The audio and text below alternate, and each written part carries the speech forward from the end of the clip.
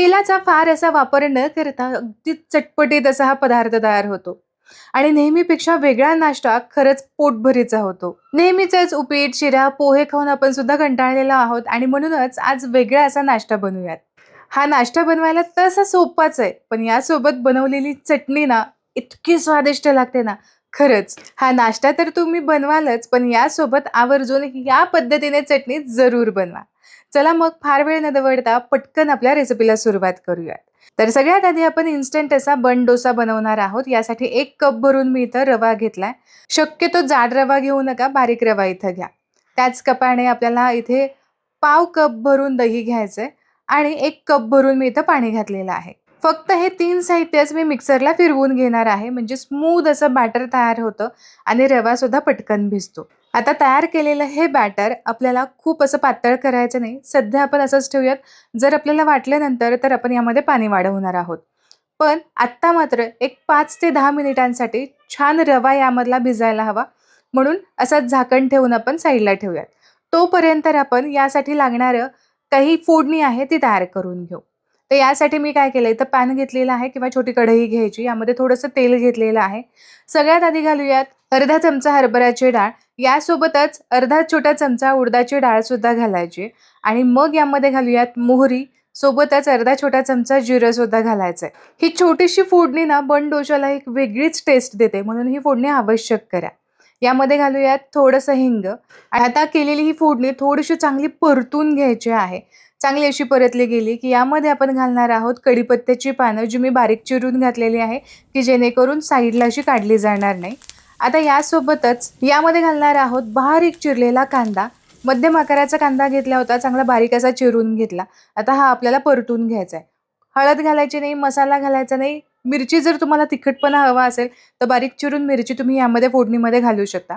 आता कांदा बघा असा मऊसूत होईपर्यंत मी परतून घेतला. साईडला ठेवूयात. हे मिश्रण, ही फोडणी जी आहे ती थंड करून घेऊ. आता चटणीकडे वळूयात. चटणी बनवण्यासाठी इथं मी पॅन घेतलाय. त्यामध्ये थोडंसं तेल घातलेलं आहे. पुन्हा यामध्ये सुद्धा अर्धा छोटा चमचा हरभऱ्याची डाळ आणि उडदाची डाळ सुद्धा घालायची. सोबतच चटणीला एक छान दाटसरपणा यावा ना आणि छान टेस्ट यावी म्हणून मूठभर मी इथं शेंगदाणे सुद्धा घातलेत. तिखटासाठी मिरच्या घातलेल्या आहेत. तुम्ही तुमच्या अंदाजाप्रमाणे यामध्ये मिरच्या घालू शकता. 2 ते 3 लसणाच्या पाकळ्या घालायच्यात आणि ही फोडणी थोडा वेळ परतून घ्यायची. म्हणजे साधारण या डाळींवरती हलकासा रंग यायला हवा, मिरचीचा थोडासा कच्चेपणा जायला हवा. तर 1-2 मिनिटांसाठी ही फोडणी मी चांगली परतून घेतली. आता यामध्ये घालूयात मध्यम आकाराचा कांदा, असा थोडासा जाडसरच उभा चिरून घेतला. सोबतच 2 मध्यम आकाराचे टोमॅटो सुद्धा घेतलेत. आता यामध्ये ना आपल्याला घालायचं आहे मीठ. तर जेवढं चटणीपुरतीचं मीठ आहे ते मी आत्ताच यामध्ये घातलं, की जेणेकरून टोमॅटो जो आहे तो पटकन असा मऊसूत होईल आणि फार वेळ परतत बसायची सुद्धा गरज पडणार नाही. पटकन पाणी सुद्धा सुटेल. तर कांदा वेगळा परतण्याची, टोमॅटो वेगळा परतण्याची गरज नाही. एकत्रच दोन्ही आपल्याला शिजवून घ्यायचंय. शिजवून घ्यायचं म्हणजे सगळं साहित्य व्यवस्थित मिक्स करून झालं, की यावरती आपल्याला झाकण ठेवायचंय आणि लो फ्लेमवरती साधारण एक 4 ते 5 मिनिटांसाठी कांदा आणि टोमॅटो चांगले सॉफ्ट होईपर्यंत आपल्याला हे शिजवून घ्यायचंय.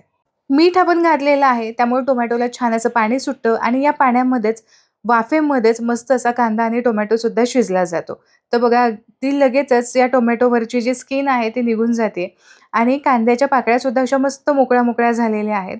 म्हणजेच आपला कांदा आणि टोमॅटो छान शिजलेले आहेत. अर्धवट थोडेसे कमी शिजले असतील ना तरी सुद्धा चालतील बरं का. गॅसची फ्लेम मी बंद केली. आता हे सगळं साहित्य जे आहे ते संपूर्णपणे थंड करून घ्यायचं. एकदा थंड झालं की मग मिक्सरच्या भांड्यामध्ये आपल्याला काढून घ्यायचंय. लक्षात घ्या, आपण कांदा आणि टोमॅटो परतत असतानाच मीठ आपण आधी घातलं होतं. त्यामुळे आत्ता मीठ घालायची काहीच गरज नाही. हवं असेल तर रंगासाठी काश्मीरी लाल मिरची पावडर तुम्ही घालू शकता आणि पाणी न घालता जाडसर असं मी हे वाटून घेतलेलं आहे. हवं असेल थोडंसं पातळ ठेवायचं असेल तर तुम्ही यामध्ये पाणी वाढवू शकता. आता पटकन फोडणी देऊयात. तर एक पळीभर तेल इथं मी घेतलेलं आहे. यामध्ये घातलेली मोहरी, हिंग घातलेली आहे, सुकी लाल मिरची यामध्ये घातलेली आहे आणि सोबतच काही कढीपत्त्याची पानं घातली. ही फोडणी चांगली होऊ द्यायची आणि मगच आपल्याला या चटणीवरती ओतून घ्यायची. यासाठी तेल कडकडीत गरम केलेलं असावं. हवं असेल तर थोडंसं हिंग तुम्ही यामध्ये घातलात तरी सुद्धा चालणार आहे. आता गरमागरम ही फोडणी मी या चटणीवरती घातलेली आहे. थोडीशी मिक्स करून घेतली आणि ही चटणी खरंच माझ्या सांगण्यावरून ना तुम्ही एकदा ट्राय करून पहा.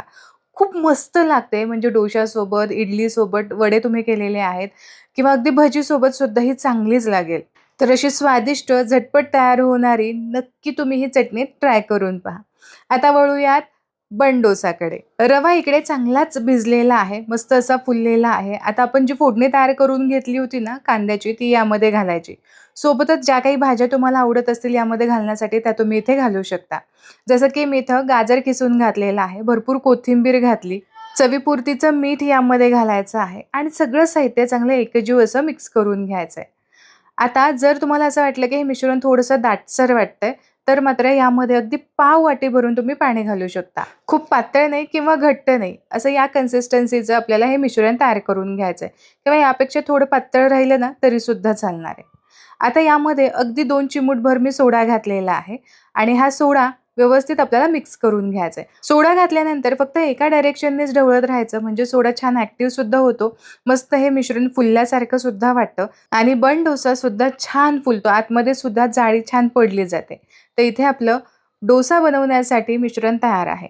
आता आपल्या प्रत्येकाच्याच घरामध्ये असा तडका पॅन असतोच. हा तडका पॅन मी गरम करण्यासाठी ठेवला. यामध्ये थोडंसं तेल घालायचं आहे आणि आता तेल हलकं गरम झालं की यामध्ये डोशाचं 1 ते 1.5 पळी, म्हणजे तुम्हाला तो बन डोसा केवढा हवा आहे यानुसार तुम्ही यामध्ये मिश्रण घालू शकता. मी 1.5 पळी घातलेला आहे.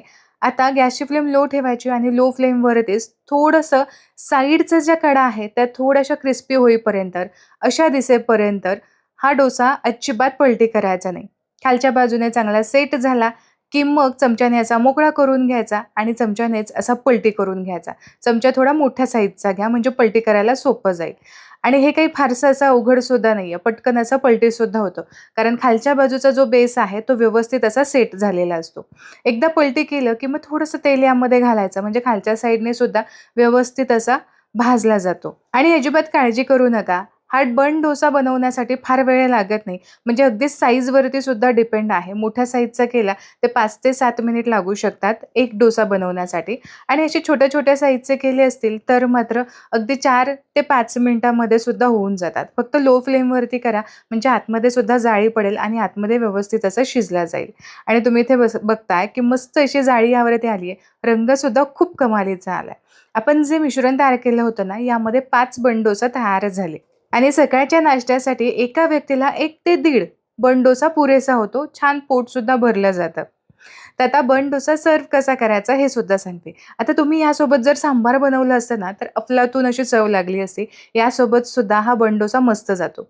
पण आपण चटणी तयार केली आहे, ही चटणी यावरती घालायची. आता आणखीन एक मी पुदिन्याची चटणी तयार केली होती, ती सुद्धा मी यावरती घालणार. सांबार केलं असतं तर सांबार सुद्धा यासोबत मस्त लागतं. अशी चटणी आणि बन डोसा असा प्लेटमध्ये सर्व्ह करायचा आणि चमच्याने हा खायचा. साऊथ इंडियन पदार्थ आपण नाश्त्यासाठी बनवतच असतो. म्हणजे जसं की कधी मेदू वडा बनवला, कधी इडली बनवली, कधी डोसे बनवले. पण कधीतरी तुम्ही असा बन डोसा सुद्धा बनवायला हवा. हा बनवायला सुद्धा सोपा आहे, पटकन सुद्धा बनतो आणि खायला सुद्धा भरपूर स्वादिष्ट आहे. तर आशा करते आजची ही रेसिपी तुम्हाला आवडली असेल. रेसिपी आवडली तर आपल्या व्हिडिओला नक्की लाईक करा. तुमच्या मित्रपरिवारामध्ये ही रेसिपी नक्की शेअर करा. पुन्हा भेटूया अशाच एका मस्त रेसिपीसोबत. तोपर्यंत स्वस्त रहा आणि मस्त मस्त खात रहा.